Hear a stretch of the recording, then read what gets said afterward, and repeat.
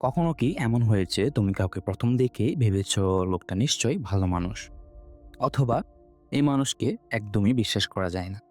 মজার বিষয় হলো সেই মুহূর্তে তুমি হয়তো তার নামটাও জানতে না, তবুও মাথার ভেতর একটা সিদ্ধান্ত তৈরি হয়ে গিয়েছিল।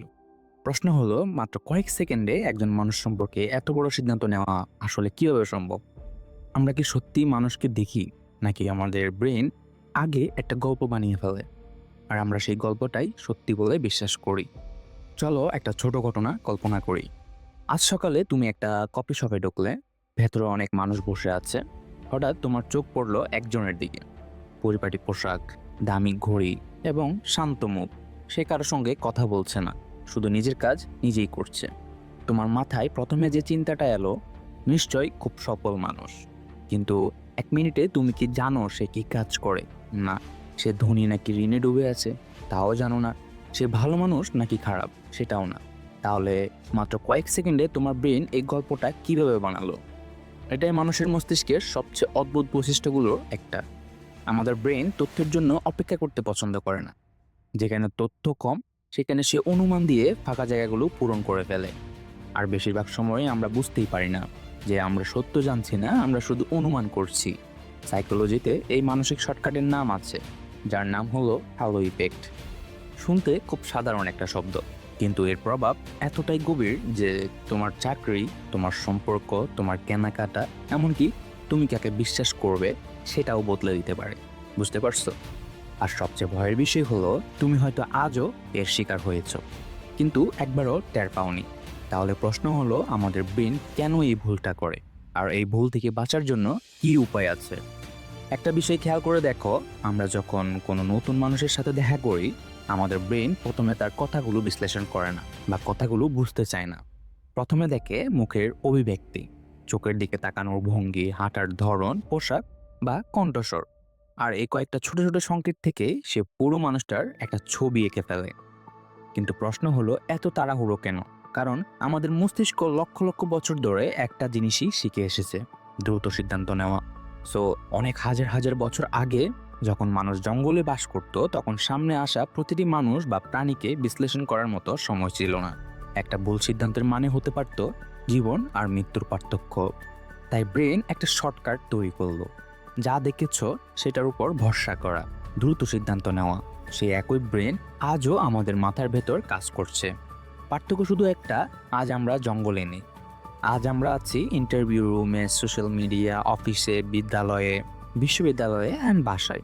কিন্তু ব্রেন এখনও সেই পুরনো নিয়মেই চলছে। আর ঠিক এখানেই শুরু হয় হ্যালো ইফেক্ট। ধরা যাক, দুজন ছাত্র একই পরীক্ষায় অংশ নিল। একজন সবসময় পরিপাটি, শিক্ষকদের সঙ্গে ভদ্রভাবে কথা বলে। আর একজন একটু চুপচাপ, খুব একটা মিশুক নয়। পরীক্ষার খাতা দেখার আগেই অনেক সময় শিক্ষক অজান্তেই প্রথম ছাত্রের প্রতি একটু ইতিবাচক ধারণা তৈরি করে ফেলেন। তিনি এটা ইচ্ছা করে করেন না, তিনি জানতেও পারেন না যে তার বিচার করার ধরন বদলে গেছে। কারণ হ্যালো ইফেক্ট কখনো চিৎকার করে আসে না, বলে আসে না, এটা খুব নীরবে কাজ করে। এতটাই নীরবে যে তুমি মনে করবে আমি তো একদম যুক্তি দিয়ে সিদ্ধান্ত নিয়েছি, কিন্তু বাস্তবে সিদ্ধান্তটা অনেক আগেই নেওয়া হয়ে গেছে। তোমার যুক্তি শুধু পরে এসে সেই সিদ্ধান্তকে সঠিক প্রমাণ করার চেষ্টা করেছে। এখন হয়তো মনে হচ্ছে এমন তো আমার সাথে হয় না। তো একটা ছোট প্রশ্নের উত্তর দাও: কোনো ইউটিউব ভিডিওতে ক্লিক করার আগে তুমি কি পুরো ভিডিও মানে জানো?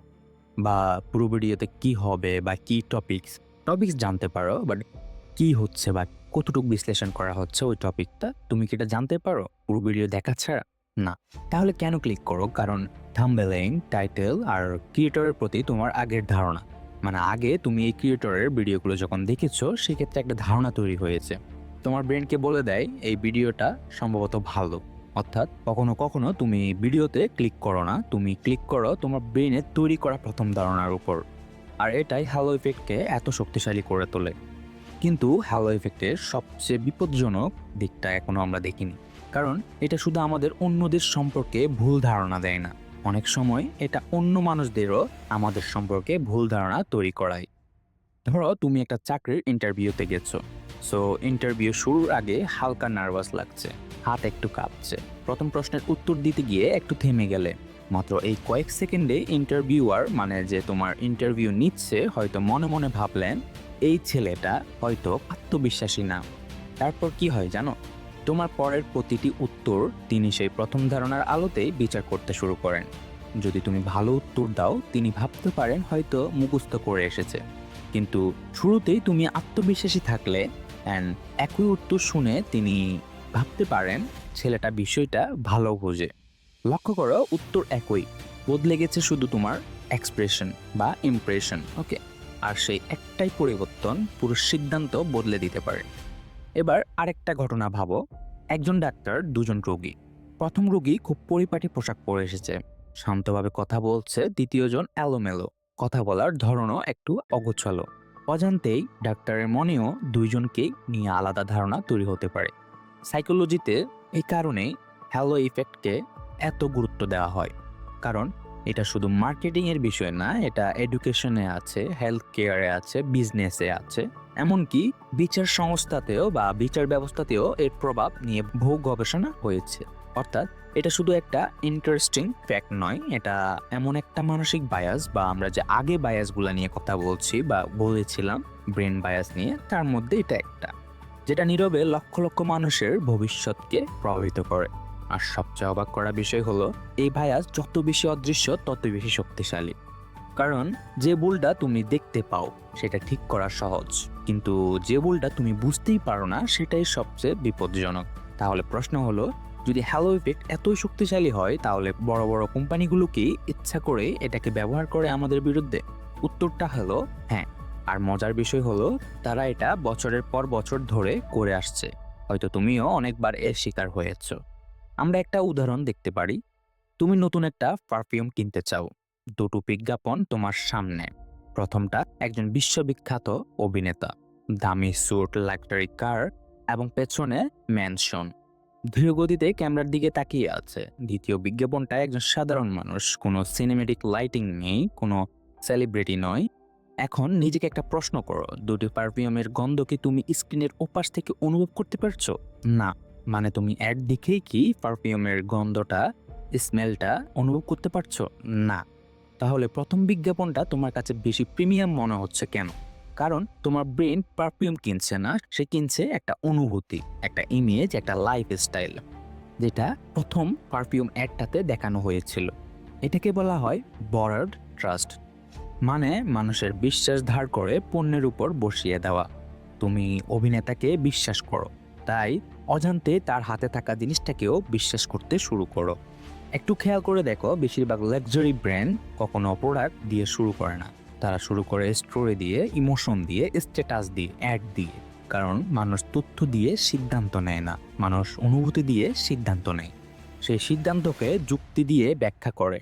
এই কারণে একই মানের দুটো পণ্যের মধ্যে শুধু ব্র্যান্ডিংয়ের কারণে একটার দাম অনেক বেশি হলেও মানুষ সেটাই কিনে, কারণ সে মনে করে এটার কোয়ালিটি নিশ্চয়ই ভালো।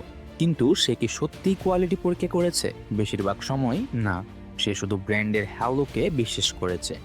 এবার সোশ্যাল মিডিয়ার কথাই ভাবা যাক। কেউ যদি কয়েক লাখ ফলোয়ার নিয়ে কোনো স্কিন কেয়ার প্রোডাক্টের প্রশংসা করে, হাজার হাজার মানুষ সেটা কিনে ফেলে। কিন্তু ফলোয়ার্স কি একজন মানুষকে স্কিন এক্সপার্ট বানিয়ে দেয়? সব সময় না, তবুও আমাদের ব্রেন বলে এত মানুষ যদি তাকে ফলো করে তাহলে সে নিশ্চয়ই ঠিক বলছে। এই একটাই চিন্তা প্রতিদিন কোটি কোটি টাকার ব্যবসা তৈরি করছে। আর সবচেয়ে ভয়ের বিষয়, আমরা বুঝতেই পারি না যে সিদ্ধান্তটা আমাদের নিজের ছিল না, সিদ্ধান্তটা অনেক আগেই আমাদের ব্রেনের ভেতরে তৈরি হয়ে গিয়েছিল। কিন্তু হ্যালো ইফেক্টের সবচেয়ে বড় ক্ষতি হলো মার্কেটিংয়ে নয়, সবচেয়ে বড় ক্ষতি হয় আমাদের সম্পর্কগুলোতে। কারণ আমরা অনেক সময় একজন মানুষকে ভালোবাসি, সে আসলে কে সেটা জেনে নয়, বরং আমাদের মাথার ভেতর তৈরি হওয়া তার একটা কল্পিত ভার্সনকে ভালোবেসে ফেলি। আর এখান থেকে শুরু হয় সবচেয়ে বড় ভুলগুলো। কিন্তু হ্যালো ইফেক্টের সবচেয়ে গভীর প্রভাবটা কোথায় জানো? মার্কেটিংয়ে না, সোশ্যাল মিডিয়াতেও না, বরং আমাদের ব্যক্তিগত সম্পর্কগুলোতে। ধরো তোমার কারো সাথে নতুন পরিচয় হলো, সে খুব আত্মবিশ্বাসী, ভদ্রভাবে কথা বলে, তোমার যত্ন নেই। তুমি ভাবতে শুরু করলে এই মানুষটা নিশ্চয়ই খুব সৎ, নিশ্চয়ই কখনো আমাকে কষ্ট দেবে না। কিন্তু একটু থামো, সে কি এগুলোর কোনো প্রমাণ দিয়েছে, নাকি তুমি নিজেই তার চরিত্রের বাকি অংশ লিখে ফেলেছ? এটাই হ্যালো ইফেক্টের সবচেয়ে বড় সমস্যা। আমরা মানুষকে যেমন আছে তেমন দেখি না, আমরা তাকে দেখি যেমনটা আমরা দেখতে চাই। আর যখন বাস্তবতা আমাদের কল্পনার সাথে মেলে না, তখনই শুরু হয় হতাশা। অনেক সম্পর্ক ভেঙে যায়, কারণ মানুষ বদলে যায় বলে নয়, বরং প্রথম দিন আমরা মানুষটাকে ভুলভাবে চিনেছিলাম বলে। আমরা একটা ছোট বৈশিষ্ট্য দেখে পুরো চরিত্র কল্পনা করেছিলাম। তারপর একদিন বাস্তব মানুষটার সাথে আমাদের কল্পনার মানুষটার সংঘর্ষ হলো, আর আমরা বললাম তুমি বদলে গেছো, কিন্তু হয়তো সে কখনোই বদলায়নি, বদলে গেছে শুধু তোমার ধারণা। এ কারণে সাইকোলজিতে একটা কথা বলা হয়, first impression is powerful but it is rarely complete. প্রথম ধারণা গুরুত্বপূর্ণ, কিন্তু ওটা কখনোই পুরো সত্য নয়। এখন একটা কাজ করো, তোমার জীবনের এমন একজন মানুষের সাথে কথা ভাবো যাকে প্রথমে খুব ভালো লেগেছিল, কিন্তু পরে বুঝেছো তোমার ধারণা ভুল ছিল। আবার এমনও কি কেউ আছে যাকে প্রথমে একদম পছন্দ হয়নি, কিন্তু পরে সেই মানুষটাই তোমার সবচেয়ে কাছের হয়ে গেছে? যদি উত্তর হ্যাঁ হয়, তাহলে তুমি নিজের জীবনেই হ্যালো ইফেক্টের প্রমাণ দেখে ফেলেছো। যদি আমাদের ব্রেন এত সহজেই ভুল ধারণা তৈরি করে, তাহলে আমরা কিভাবে বুঝবো কখন আমরা বাস্তবতা দেখছি আর কখন শুধু আমাদের ব্রেনের বানানো গল্প বিশ্বাস করছি? চলো একটা শেষ দৃশ্য কল্পনা করি। ধরে নাও 10 বছর পরের তুমি একটা বড় প্রতিষ্ঠানের ম্যানেজার। আজ তোমার সামনে বসে আছে একজন নতুন প্রার্থী। সে রুমে ঢুকলো, হালকা হাসলো, বসে পড়লো। আর ঠিক সেই মুহূর্তে তোমার ব্রেন একটা সিদ্ধান্ত নিতে শুরু করলো। হয়তো সে যোগ্য, হয়তো নয়। কিন্তু এবার তুমি জানো তোমার ব্রেন সবসময় সত্য বলে না। তাই তুমি আর তাড়াহুড়ো করে সিদ্ধান্ত নিলে না। তুমি অপেক্ষা করলে, প্রশ্ন করলে, প্রমাণ খুঁজলে, তার কাজ দেখলে, তারপর সিদ্ধান্ত নিলে। এই ছোট্ট পরিবর্তনটাই হ্যালো ইফেক্টের বিরুদ্ধে তোমার সবচেয়ে বড় অস্ত্র। কারণ হ্যালো ইফেক্টকে পুরোপুরি থামানো সম্ভব নয়। এটা আমাদের ব্রেনের স্বাভাবিক অংশ, স্বাভাবিক কার্যকলাপ। কিন্তু এটাকে চেনা সম্ভব।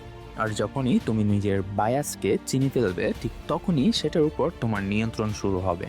মনে রেখো, প্রথম ধারণা কখনো অপরাধ নয়, কিন্তু প্রথম ধারণার উপর দাঁড়িয়ে চূড়ান্ত সিদ্ধান্ত নেওয়াটাই ভুল। একটা সুন্দর হাসি একজন মানুষের ভালো প্রমাণ করে না। একটা দামি পোশাক কাউকে সফল প্রমাণ করে না। একটা ভাইরাল ভিডিও কাউকে বিশ্বাসযোগ্য বানিয়ে দেয় না। আর হাজার হাজার ফলোয়ার্স থাকলেই যে কাউকে সবসময় সত্যবাদীও বিশ্বাস করা যাবে না বা বানায় না।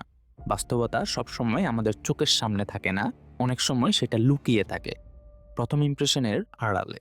তাই পরের বার যখন কোনো মানুষকে দেখবে, কোনো প্রোডাক্ট কিনবে, কোনো নিউজ বিশ্বাস করবে, অথবা কারো সম্পর্কে মাত্র কয়েক সেকেন্ডে একটা সিদ্ধান্ত নিতে যাবে, নিজেকে শুধু একটা প্রশ্ন করো, আমি কি সত্যিই তার ব্যাপারে জানি, নাকি আমি শুধু একটা ভালো বৈশিষ্ট্য দেখে পুরো গল্পটাই নিজের মতো করে লিখে ফেলেছি বা আমার ব্রেনে গেঁথে ফেলেছি? হয়তো এই একটা প্রশ্ন তোমার জীবনের অনেক ভুল সিদ্ধান্ত বদলে দিতে পারে।